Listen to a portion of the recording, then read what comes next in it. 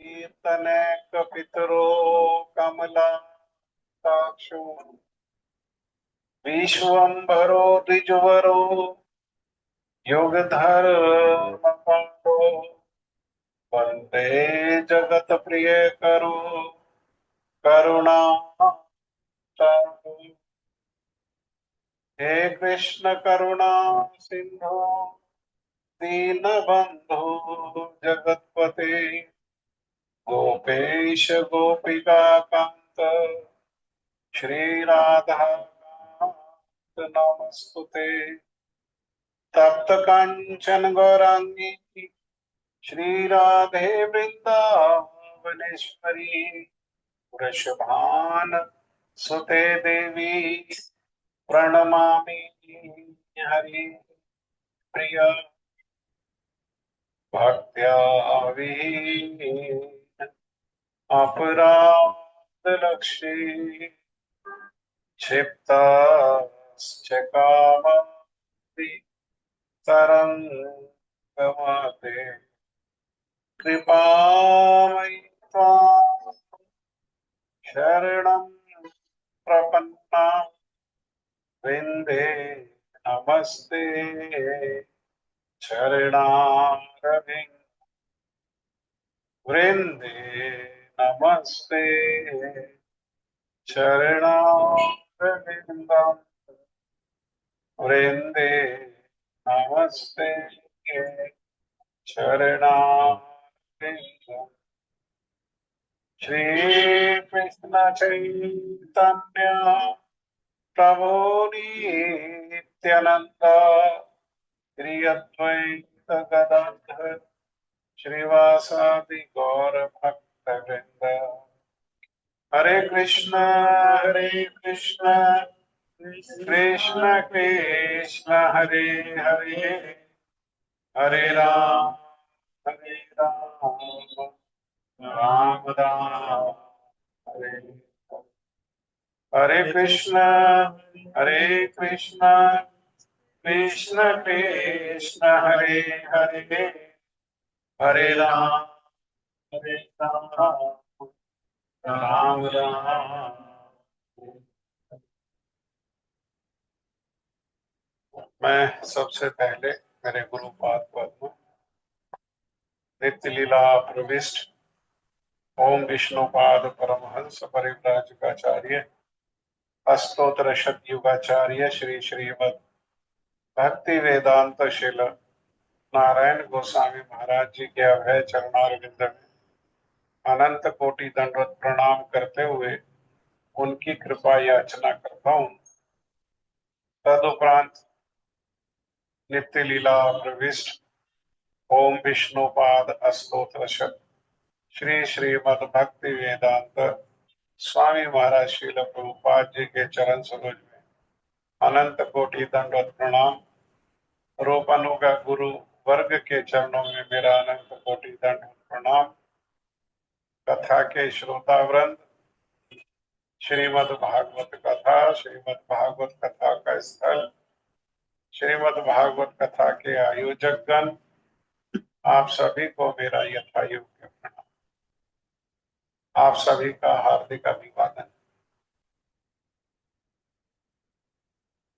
कथा के लिए कितने लोगों की कम से कम आवश्यकता है? कथा के लिए कम से कम 2 लोगों की आवश्यकता है, एक श्रोता और एक वक्ता। तो एक श्रोता सुनने वाला अगर एक ही हो, वक्ता तो एक ही होगा। अगर सुनने वाला एक ही हो तो कितने समय कथा हो सकती है? तो 1 महीना।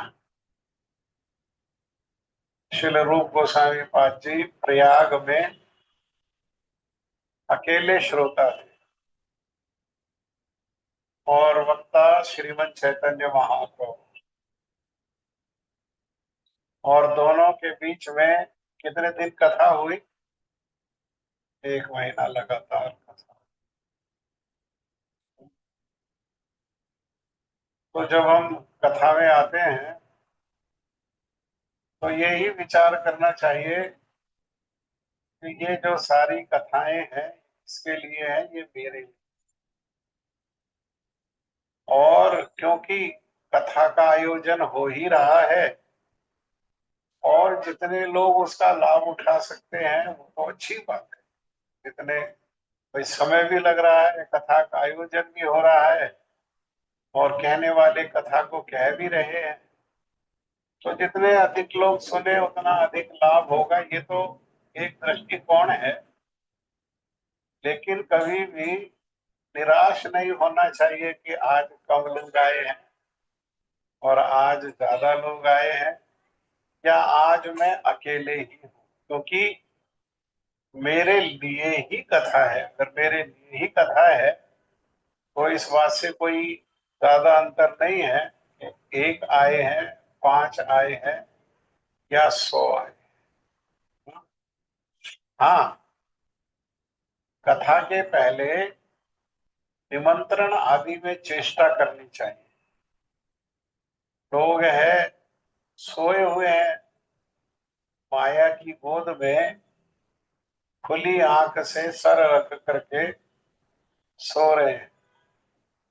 तो सोए हुए व्यक्ति को क्या करना पड़ता है? सोए हुए व्यक्ति के पीछे कोई कार्य हो जाए तो उसका दोष नहीं है।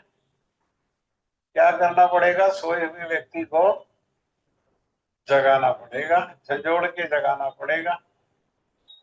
इसीलिए ग्रुप में सूचना डालना तो ठीक है ही, वो तो है अच्छा कार्य, लेकिन साथ में कुछ लोगों को लगातार फोन करना पड़े, क्योंकि फोन के माध्यम से आजकल लोगों को जगाया जा सकता है। एक जगाने के जो माध्यम है वो क्या है? वो फोन है। तो आज काफी कम लोग हैं, होगा कोई कारण होगा, और उससे कोई अधिक भेद नहीं है, अधिक कोई अंतर नहीं। आज हमारे श्रीमद अद्वैताचार्य जी का प्राकट्य दिवस है। श्री कृष्ण चैतन्य प्रभु नित्यानंद श्री अद्वैत गदाधर श्रीवासादि गौर भक्त वृंद, इनको कहा गया है पंच तत्व। ये 5 तत्व हैं, 5 हैं। और 5 क्या है? ये 5 तत्व हैं। कौन कौन तत्व है? तो श्री कृष्ण चैतन्य। तो चैतन्य महाप्रभु कौन है? वो कृष्ण ही है, कृष्ण तत्व। हाँ? प्रभु नित्यानंद। नित्यानंद जी कौन है? वो स्वयं बलराम है, स्वयं बलराम तत्व है। फिर आए श्री अद्वैत। ये कौन है? अद्वैत जमा आचार्य। अद्वैत कहने से ये महाविष्णु है, और आचार्य कहने से ये सदाशिव। दो मिलाकर के एक। अद्वैत, आ जमा द्वैत। द्वैत माने दो। हाँ, द्वैत माने भिन्न, आ माने नहीं। हाँ, जैसा संभव आ लगाने से ना हो जाता है, असंभव होने पर ना। पहला संभव, जो संभव है, असंभव संभव नहीं। हाँ, द्वैत माने दो और अद्वैत माने दो नहीं, एक ही, अभिन्न। अर्थात ये स्वयं जो है ये भगवान है, स्वयं जो है ये महाविष्णु है। और श्रीमन चैतन्य महाप्रभु के आने के अनेक कारण हैं। उनमें से एक कारण है परित्राणाय साधूनां विनाशाय च दुष्कृतां धर्म संस्थापनार्थाय संभवामि युगे युगे। हाँ? तो धर्म की स्थापना, कौन से धर्म की? युग धर्म के स्थापन का समय। तो ऐसा नहीं है कि महाविष्णु अद्वैत रूप में युग धर्म की स्थापना नहीं कर सकते। ये इनमें सामर्थ्य है, क्या कर सकते हैं? ये युग धर्म का स्थापन कर सकते हैं। हाँ? हर युग का धर्म है ना। तो सतयुग का क्या धर्म है? सतयुग का धर्म है तप, तपस्या। हाँ? त्रेता का धर्म यज्ञ। स्वयं भगवान श्री राम ने आकर के स्थापन किया, बड़े बड़े यज्ञ किए स्वयं। हाँ?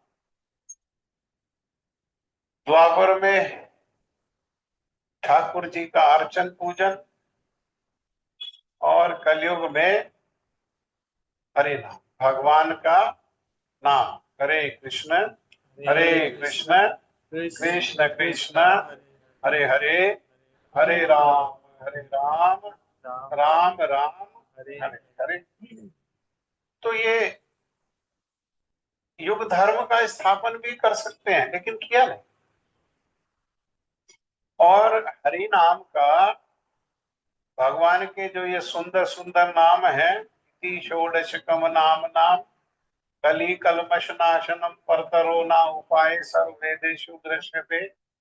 यही 16 नामों का जो मंत्र है, ये कलयुग के कलमश से जीव की रक्षा करने वाला है। इसको छोड़ करके और कोई कलयुग में दूसरा उपाय नहीं है। यज्ञ उपाय नहीं है कलयुग में, तपस्या उपाय नहीं है कलयुग में, दान जो है वो उपाय नहीं है कलयुग,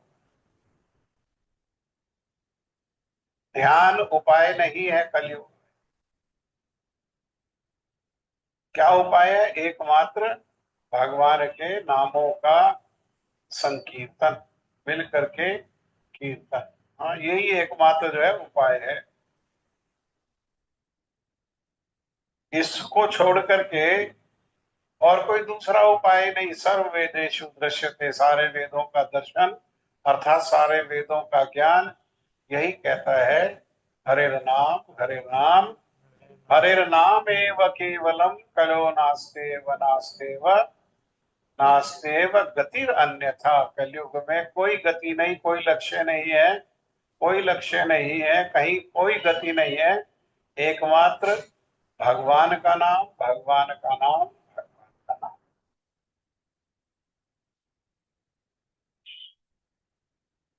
तो हरि नाम का ये प्रचार प्रसार भी कर सकते हैं, इनमें सामर्थ्य है हरि नाम का प्रचार प्रसार करने के लिए। और कलयुग में जिस समय इनका अवतार हुआ, अवतरित हुए, तो उस समय कलयुग में कि बड़ी दुर्गति का समय, आज भी दुर्गति का समय है। विशेषकर कैसी दुर्गति कि लोग बाग जो है बिल्लियों की आपस में शादी कराते। बिल्ली की बारात आती, बंगाल की बात, बिल्ली की बारात आती और एक पक्ष जो है वो लड़की के पक्ष वाला हो जाता और एक पक्ष लड़के वाला हो जाता, और उसी में को क्या समझते, उसी से जीवन अपना सार्थक समझते, उसी में जीवन अपना धन्य समझते। हाँ? जैसे आजकल बहुत सारे लोग अपने घर पे कुत्ता पालते हैं, और मैंने देखा अपनी आंखों से, एक ही थाली में व्यक्ति भी खा रहा है और उसी हाथ से वो कुत्ता को भी खिला रहा है। इतना प्रेम है, कुत्ता को ही साथ में सुला रहे हैं, उसी को प्रेम से हाथ उसमें दोहराते हैं और उसी हाथ से खा लेते हैं, कोई हाथ भी नहीं धोते हैं। हाँ? तो इसी को जीवन सार्थक समझ, इसी में सार्थकता है, यही लक्ष्य है जीवन का, यही उपलब्धि है, ऐसा समझते हैं। तो ऐसे जो लोग हैं सारे के सारे, वो दया के पात्र हैं। हाँ? उन पर ये दया भी कर सकते थे। हाँ? और क्यों? क्योंकि ये सृष्टि भी कर सकते हैं और सृष्टि का विनाश ध्वंस भी कर सकते हैं। ये सब कार्य तो ये कर सकते थे, लेकिन एक कार्य नहीं कर सकते थे। वो कौन सा कार्य है? वो है ब्रज प्रेम। राधा कृष्ण युगल के चरणों में प्रेमा भक्ति, ये प्रदान नहीं कर सकते। इसीलिए इन्होंने बाकी कोई कार्य नहीं किया। संसार की स्थिति को देख करके, लोगों की दुर्गति को देख करके दुखी तो बहुत हुए, क्योंकि वैष्णव जन तो तेने कहिए जो पीर पराई जाने रे, पर दुखे दुखी, पर सुखे दुखी। तो दुख देख करके, क्लेश देख करके कि लोगों का कितना पतन हो गया है, भगवान को छोड़ करके, भगवान को भूल करके, और ये सब कार्यों में लगे हुए हैं जो पतन की ओर ले जाने वाले, है ना, पतन की ओर ले जाने वाले हैं। भागवत में कथा आती है कि किस प्रकार से भरत महाराज जो है वो भाव अवस्था में है। हाँ, निष्ठा रुचि आसक्ति भाव, भाव अवस्था में होने पर भी एक हिरण का संग किया, तो हिरण के संग से अगले जीवन में हिरण बन गए। क्यों? क्योंकि जिसका संग करते हैं तो उसकी सेवा करनी पड़ती है। उन्होंने हिरण की सेवा की, कंधा पे बिठा बिठा के ले जाते थे, छोड़ के नहीं जाते थे। वन में जाते थे जब, क्योंकि छोड़ के जाएंगे तो कोई हिंसक पशु खा जाएगा, इसलिए कंधा पे बिठा के ले जाते थे। उसको खिलाना पिलाना, उसकी देखभाल करना, उसको प्रेम करना, उसको स्मरण करना, इससे क्या हो गई, उसमें आसक्ति हो गई। और यही अभ्यास रहा, और यही अभ्यास होते होते एक दिन जो है काल जो है चूहे के बिल में सांप के रूप में सामने आया। हाँ? और शरीर छोड़ रहे हैं, और शरीर छोड़ते समय भी स्मरण है। क्या स्मरण है? जो जीवन भर अभ्यास किया वही तो स्मरण आएगा। जो अभ्यास ही नहीं किया उसका कैसे स्मरण आए? अभ्यास क्या किया?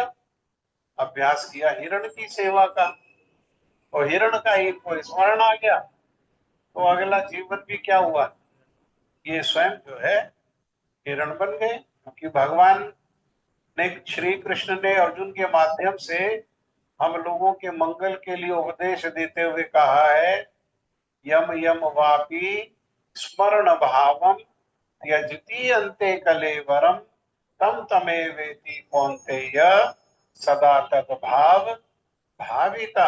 हाँ, यम यम जैसा जैसा, त्यजति त्यागते हुए, कलेवर शरीर को, कलेवर माने शरीर, शरीर को त्यागते हुए जैसा जैसा भाव स्मरण में आएगा, वैसे वैसा ही भाव की प्राप्ति हो जाएगी।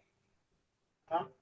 यम यम तम तम, यम यम जैसा जैसा, और तम तम वैसा वैसा ही भाव की प्राप्ति हो जाएगी। हाँ? तो वो देख रहे हैं कि ये मनुष्य जीवन मिला। मनुष्य जीवन किस लिए मिला है? भारत में, और वो भी मनुष्य शरीर मिला है इसलिए जीवन सार्थक करने, सार्थक करें अपना जीवन, और सार्थक करने पर क्या करें, औरों की भी सहायता करें, लेकिन पहले खुद सार्थक हो। जैसे पहले खुद तैरना सीखे, कुशल तैराक हो जाए, तब कोई अगर पानी में डूब रहा है तो उसकी सहायता करें। अगर खुद ही तैरना नहीं आता और कोई दूसरा पानी में डूब रहा है तो उसकी क्या सहायता कर सकता है ऐसा व्यक्ति? अपने अपने भी प्राण चले जाएंगे और वो तो डूब ही जाएगा, है ना। तो इसलिए जन्म सार्थक, जन्म सार्थक करने का अर्थ क्या है? जन्म सार्थक करने का अर्थ है भगवान श्री राधा कृष्ण युगल का भजन। भजन माने, भजन का मतलब समझते हैं कि वो सुरताल में मृदंग और करताल लेकर के गाना, इसको समझते हैं भजन। भजन भज धातु से बना है, क्रियाशीलता है, अर्थात सेवा। हाँ, अन्यथा वो विचार कर रहे हैं कि मानुष जन्म पाया, राधा कृष्ण ना भजिया, मानुष जन्म पाया, राधा कृष्ण ना भजिया, जानिया सुनिया विष खाई हूँ, जानिया सुनिया विष खाई हूँ, हरि हरि विफल जन्म गवाई। वो देख रहे हैं प्रभु इनका जीवन कैसा हो गया, इनका जीवन विफल हो गया। विफलता क्या है, जीवन की सफलता क्या है और विफलता क्या है। यहाँ तो संसार के लोग अपने अपने स्वभाव और अस्वभाव के अंतर्गत मिलने वाले विचार के अनुसार अपनी अपनी सफलता और अपनी अपनी विफलता समझ लेते है ना।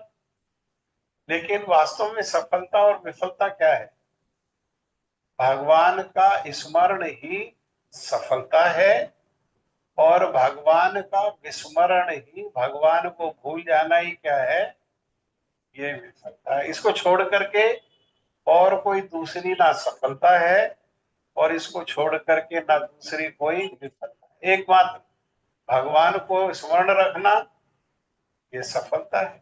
क्योंकि परीक्षा होगी, कब परीक्षा होगी, शरीर को त्यागने के समय परीक्षा होगी। हाँ, उस समय भगवान का स्मरण होगा तो सफल हो गए। जैसे एग्जाम में याद आ गया, क्वेश्चन लिखा हुआ उसका आंसर याद आ गया तो सफल हो गए, और क्वेश्चन का आंसर अगर याद नहीं आया तो फेल हो गए, विफल हो गए। ऐसे ही प्रश्न एक ही है कि भगवान का स्मरण हुआ या नहीं हुआ।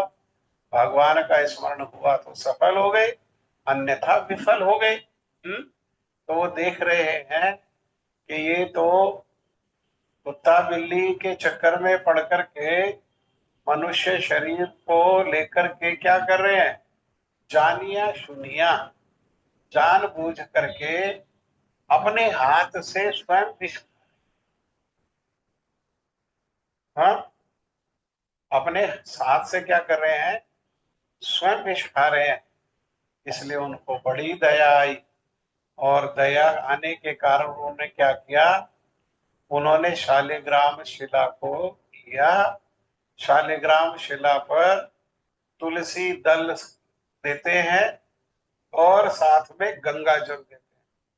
तुलसी दल और गंगा जल दे करके शालिग्राम शिला का पूजन करते हैं और भगवान से प्रार्थना करते हैं कि प्रभु आप आओ और ये संसार के जो पतित जीव हैं, जो आपको भूल करके बस जन्म और मृत्यु के कुचक्र में फंसे हुए हैं, इन पर कृपा करो, इन पर कृपा करो प्रभु, आप आओ प्रभु, आप आओ। अगर आप नहीं आओगे तो मुझसे इन संसार के लोगों की स्थिति नहीं देखी जा रही, तो मैं इनको सहायता तो नहीं कर पाऊंगा। क्या करूंगा, मैं इन सबका ध्वंस, मैं इन सबको, क्योंकि ना रहेगा शरीर और ना फंसेंगे। शरीर है तो विष खा रहे हैं, शरीर ही नहीं रहेगा तो क्या होगा। कहने मैं आज सारी सृष्टि को ध्वंस कर दूंगा, प्रभु आप आओ और इन सब के ऊपर आकर के कृपा करो।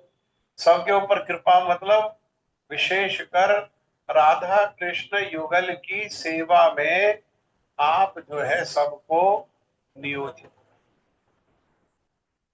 श्रील रूप गोस्वामी पाद जी ने महाप्रभु के आने का कारण बताया और उनका अवदान बताया कि वो किस लिए आए और आकर के उन्होंने दिया क्या। तो उनके लिए एक श्लोक की रचना करी श्रील रूप गोस्वामी पाद जी ने। अनर्पित चरिन चिरात करुणया अवतीर्ण कलो समर्पित उन्नत उज्ज्वल रसम। समर्पित उन्नत उज्ज्वल रसाम स्वभक्ति श्रेयम हरि पुरट सुंदर तुति कदम संदीपिता सदा हृदय कंदरे स्फुर्तु वा शची नंदना। महाप्रभु का एक नाम क्या है? शची नंदन। मेरे हृदय रूपी कंदरा, कंदरा मैंने गुफा, मेरे हृदय रूपी गुफा में हमेशा स्मरण रहे। क्या स्मरण रहे? शची नंदन का नाम मेरे हृदय में हमेशा स्मरण रहे। क्यों? क्योंकि उन्होंने अनर्पित चरिम चिराग, अभी तक अनर्पित मतलब अर्पित नहीं करना, अभी तक उन्होंने अर्पित नहीं किया, मतलब दिया नहीं। क्या नहीं दिया? और कब नहीं दिया? तो कभी भी नहीं दिया। राम के रूप में आकर के भी नहीं दिया, और परम दयालु कृष्ण के रूप में आकर के भी नहीं दिया। हाँ, कृष्ण के रूप में आकर के क्यों नहीं दिया और राम के रूप में आकर के क्यों नहीं दिया? क्योंकि राम तो अपने आप को बांध करके आए।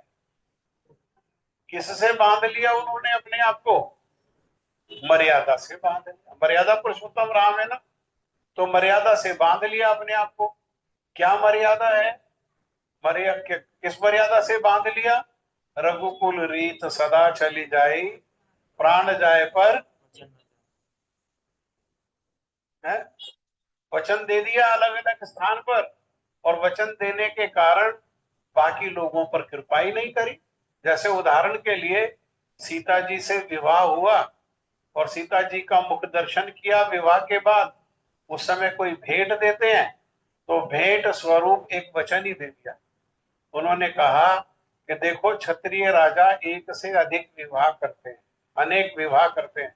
उनके पिताजी के भी 360 विवाह हुए दशरथ के। हाँ, अनेक विवाह करते हैं क्षत्रिय राजा, लेकिन मैं दशरथ नंदन राम जो है तुम्हें वचन देता हूं कि मैं एक पतिव्रत धर्म को ही जीवन पर्यंत पालन करूंगा।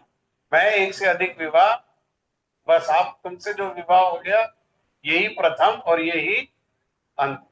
हाँ, तो सीता जी से वचन, सीता जी को वचन दे दिया।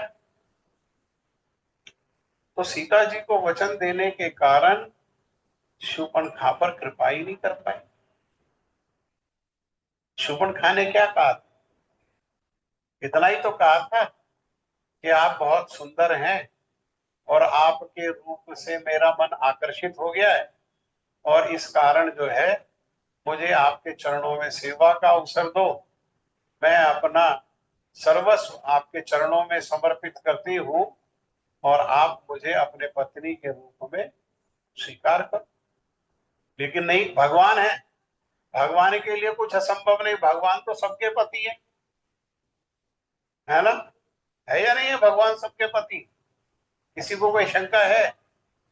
आप आरती में हर रोज कहते हो, तुम हो एक अगोचर सबके प्राणपति। भगवान के पति किसके पति है? सबके पति, सबके। एकमात्र पति वही है। पति का मतलब है रक्षा करने वाला, पालन करने वाला, और इस जन्म मृत्यु के चक्र से उद्धार करने वाला। तो रक्षा करने वाले भी कौन है? भगवान। पालन करने वाले भी कौन है?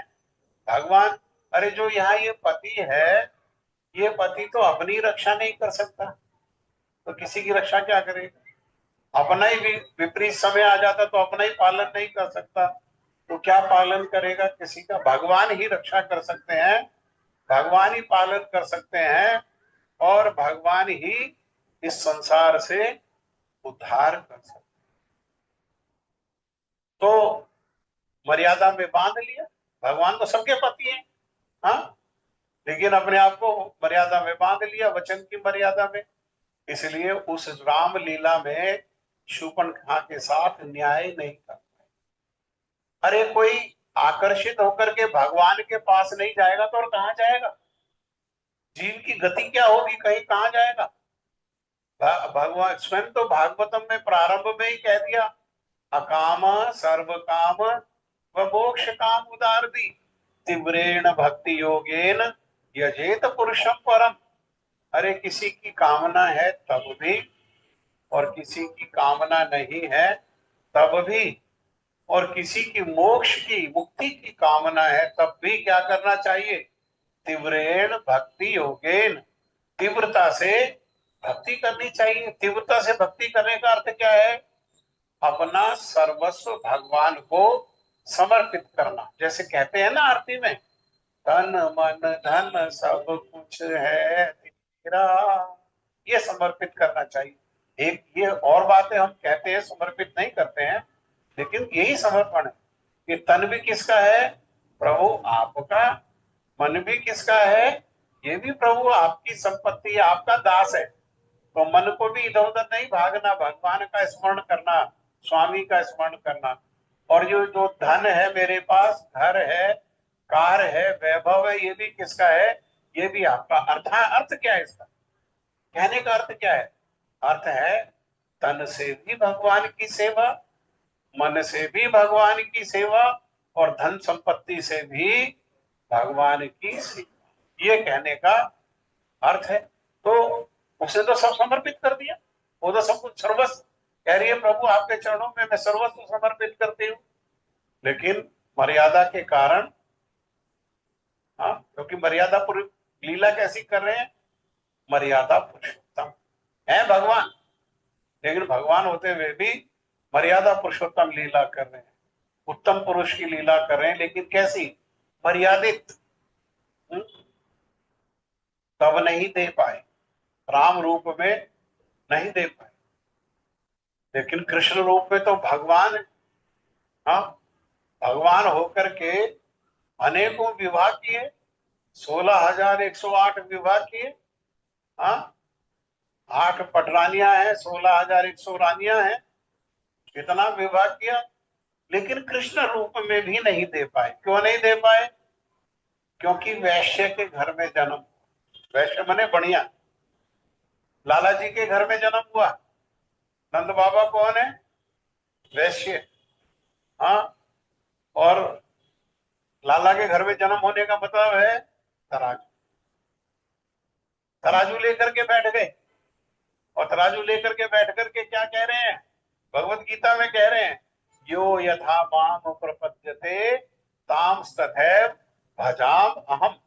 जो मेरा जिस भाव से जितना भजन करेगा, मैं भी उसका उसी भाव से उतना ही भजन, है ना? जैसे लाला होता है ना, जितना दाम दोगे उतना ही सामान मिलेगा, है ना? तो यहाँ दाम क्या है? यहाँ दाम है भाव, है ना?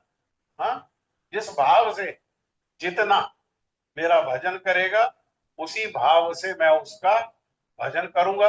कोई शत्रु के रूप में भजन करेगा, तो देखो कंस को, शिशुपाल को, इन्होंने सबने शत्रु के रूप में भजन किया, तो भगवान ने क्या किया?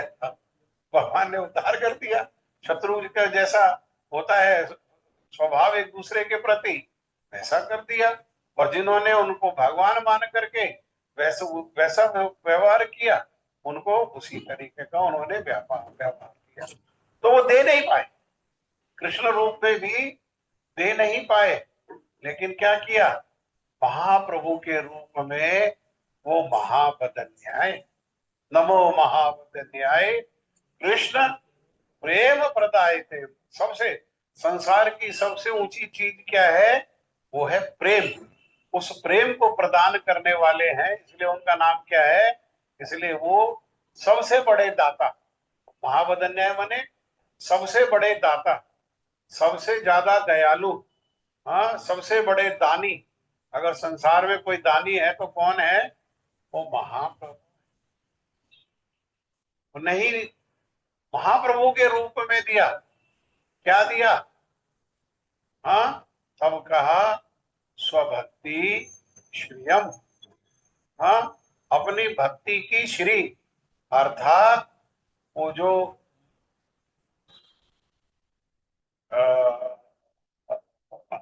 श्रृंगार रस, श्रृंगार रस का जो परकीय जो भाव है, वो जो है उसी को कहा स्वभक्ति श्रियम। उस भक्ति की श्री को उन्होंने प्रदान किया। हाँ, तो इसीलिए क्या करा? इसीलिए उन्होंने महाप्रभु का उन्होंने आह्वान किया। हाँ, जैसा बताया, शालिग्राम शिला पर तुलसी दल और गंगा जल को देकर के महाप्रभु, महाप्रभु मतलब राधा कृष्ण मिलित जो तनु है, राधा कृष्ण मिलकर के जो एक हैं, उनका उन्होंने आह्वान किया और उनकी प्रार्थना पर महाप्रभु आए और महाप्रभु ने आकर के सहज सरल रूप में सबका उद्धार किया, सबके उद्धार का उपाय बताया, सबके उद्धार का उपाय बताया। क्या कहा? कहा कहो गौरांग भज गौरांग। हाँ, महाप्रभु ने कहा था कहो कृष्ण शिक्षा, हाँ भजो कृष्ण, करो कृष्ण शिक्षा। लेकिन नित्यानंद प्रभु आदि जो है उल्लंघन कर गए महाप्रभु के आदेश का, और महाप्रभु के आदेश का उल्लंघन करके क्या कह रहे हैं? सहज सरल उपाय, कहो गौरांगो भज गौरांग, लहो गौरांगेर नाम रे, ये जन गौरांग भजे ही हमारो प्राण रे। कहो समझ में आ रहा मैं कह रहा हूँ? हाँ, आ रहा है समझ में? हाँ, सहज सरल रूप में, अर्थात भाई कुछ नहीं करो, केवल भगवान का नाम लो, केवल भगवान का नाम। कितना सहज सरल रूप में दे दिया। तो एक रूप में महाविष्णु के रूप में इन्होंने आकर के अद्वैत आचार्य जी ने इस प्रकार से कृपा की। और दूसरे रूप में क्या है? दूसरे रूप में आचार्य हैं, सदाशिव हैं, परम वैष्णव हैं। और परम वैष्णव होकर के उन्होंने क्या किया? परम वैष्णव होकर के हैं स्वयं भगवान, लेकिन भगवान होकर भी क्या कर रहे हैं? संसार को, हमारे जैसे जो बद्ध जीव हैं, उनको शिक्षा देने के उद्देश्य से, उनको शिक्षा देने के उद्देश्य से क्या कर रहे हैं? भक्ति का श्रेष्ठ आचरण करके। हाँ, क्योंकि यद यद आचरती श्रेष्ठ, अभी पढ़ रहे हैं ना हम लोग भगवत गीता में ऑनलाइन क्लास में, कि श्रेष्ठ जन जो है वो जैसा जैसा आचरण करते हैं, बाकी लोग क्या करते हैं? बाकी लोग उसी को नकल करते। श्रेष्ठ व्यक्ति के आचरण की बाकी लोग जो है वो नकल करते हैं। तो इस प्रकार से ये अद्वैत आचार्य हैं, संक्षेप में बताया आपको। और अद्वैत आचार्य जी का आज अद्वैत सप्तमी। हाँ? ये 2 महीना होते हैं। ये जो पिछली पूर्णिमा गई है, ये पूर्णिमा से और इस पूर्णिमा के बीच में 4 उपवास, और अगली पूर्णिमा जो आएगी उस पूर्णिमा से और उसके अगली पूर्णिमा तक 4 उपवास। हाँ, ये पूर्णिमा से इस पूर्णिमा तक 4 उपवास कौन से हैं? 2 एकादशी, कृष्ण पक्ष और शुक्ल पक्ष की एकादशी, एक अद्वैत सप्तमी और एक नित्यानंद त्रियोदशी। और अगले 4 उपवास कौन से हैं? अगले ये पूर्णिमा के बाद, त्रयोदशी के बाद चतुर्दशी, फिर पूर्णिमा, और पूर्णिमा से अगली पूर्णिमा जो गौर पूर्णिमा है उसके बीच में भी 4 उपवास हैं। 2 एकादशी, एक भगवान शिव जी की शिवरात्रि, और एक जो है चौथा उपवास कौन सा है? वो है गौर पूर्णिमा। हाँ, श्रीमन महाप्रभु का प्राकट्य, श्रीमन महाप्रभु का जन्मोत्सव। हाँ, ये 4 उपवास। जो भक्त लोग हैं विशेषकर उनको, क्योंकि अपने आचरण से शिक्षा दी जाती है। प्रचार कार्य में जो लोग लगे हैं उनको तो कम से कम संसार के लोगों को सिखाने के लिए क्या करना चाहिए? ये 8 जो उपवास है, 8 उपवासों का पालन करना चाहिए। क्यों? क्योंकि श्री अद्वैत आचार्य जी क्या कर सकते हैं? श्री अद्वैत आचार्य जी, हम उनके उपवास करके उनको प्रसन्न करें तो वो कृपा करके हमें भगवान की भक्ति प्रदान कर सकते। हाँ, भगवान की कृपा हमें प्रदान, साक्षात कृपा हमें मिल सकती है। हाँ, इसीलिए उनकी कृपा की प्राप्ति के हेतु, हाँ, जो उन्होंने किया उसका एक अंश भी हमारे जीवन में, एक बूंद भी हमारे जीवन में आए, हमारे हृदय में प्रवेश करे और हम भगवान का उस प्रकार से भजन कर सकें। और श्रीमन महाप्रभु जो राधा कृष्ण मिलित तनु है, उनका उस प्रकार से, जिस प्रकार से अद्वैताचार्य जी जिस तीव्रता से भजन कर रहे हैं, उसी तीव्रता से हम भी राधा कृष्ण युगल का भजन कर सकें। हाँ, तो उसके लिए हमको क्या करना होगा? वो देखो, ये संपत्ति है। भक्ति क्या है? एक रूप में ये संपत्ति है। तो किसी को चाहिए तो कहां से मिलेगी? अरे जिसके पास ये संपत्ति है उसी से मिलेगी। जिसके है ना, जिसके पास संपत्ति है उसी से मिलेगी ना। तो ये अद्वैताचार्य जी आदि जैसे जो श्रेष्ठ जन है, ये उनकी संपत्ति है। उनसे हमें प्राप्त हो सके, इसलिए उनकी कृपा को प्राप्त कर, उनकी कृपा को आकर्षित करने के उद्देश्य से हमको ये उपवास आदि जो है, ये जरूर अपने जीवन में पालन करना चाहिए। और इससे कोई, मुझे नहीं लगता कोई 8 उपवास ये जो है, ये 8 उपवास करने से कोई शक्ति क्षीण होगी, या शरीर में किसी प्रकार की कोई कमी हो जाएगी, या शरीर में किसी प्रकार का कोई रोग हो जाएगा, ऐसा नहीं है। संसार में लोगों की मृत्यु कैसे होती है? खाने से। नहीं खाने से नहीं मरते हैं लोग। कैसे मरते हैं? खाने से। शुगर का रोग कहां से प्रवेश करता है शरीर में? मुख से। हाँ, ब्लड प्रेशर का रोग कहां प्रवेश करता है? मुख से। कैंसर कहां से प्रवेश करता है? मुख से, है ना। और ये जो लीवर के जितने भी रोग हैं, आजकल एक रोग हो गया लीवर फैटी, वो कहां से प्रवेश करता है? वो मुख से। सारे रोग, इन्हीं रोगों से तो मृत्यु होती है। हाँ, कोलेस्ट्रॉल बढ़ता है कहां से? मुख से। हाँ, वो जो हृदय की हमारी जो वेन्स हैं वो ब्लॉक होती है, वो किस कारण से? किस कारण से? खाने से। खाने से लोगों की मृत्यु होती है। नहीं खाने से कुछ नहीं होगा। और फिर नहीं खाए से छोड़ेंगे। उपवास में खाने के लिए मना किया गया। अरे जैसा शरीर साथ देता है वैसा कर सकते हैं। अगर शरीर साथ देता है तो निर्जल कर सकते हैं। हाँ, 36 घंटे बिना जल के रह करके कर सकते हैं। उसमें कमी है, कमजोरी है, तो जल के साथ कर सकते हैं। जल के साथ भी करने से नहीं संभव हो पा रहा, तो कुछ थोड़ा मोड़ा फलाहार के साथ भी किया जा सकता है। लेकिन जैसे तैसे क्या करना चाहिए? इनको करना है, इनको सबको पालन करना चाहिए। इनके पालन करने से क्या होगा? हमारा अपना मंगल होगा, और दूसरे लोग जो है, जिनको पता लगेगा, जिनको इस प्रकार का आचरण का दर्शन होगा, उससे वो लोग भी फिर प्रभावित होंगे।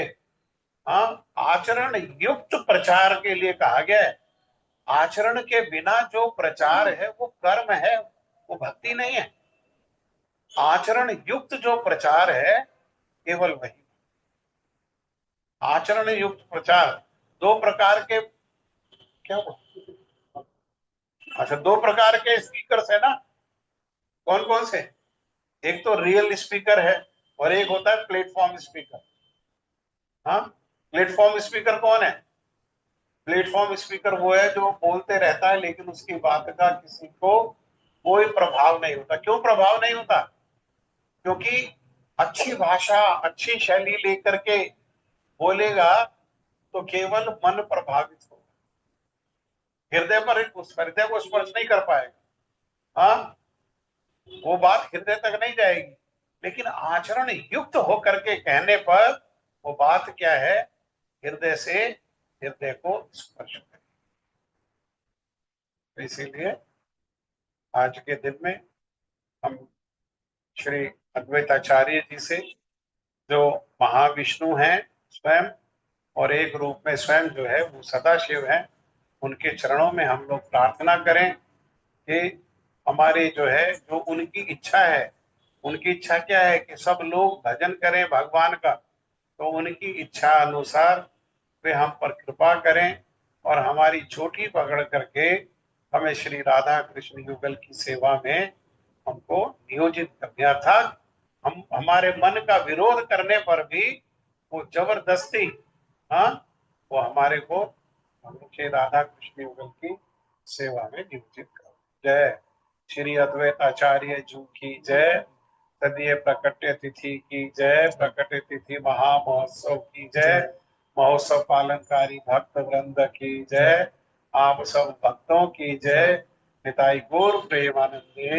हरि हरि बोल। हरि हरि बोल। हरि हरि। ठीक है, मैं निकलता हूँ, है मेरे को जाना है। और आप सब लोग जो नहीं आता है आपके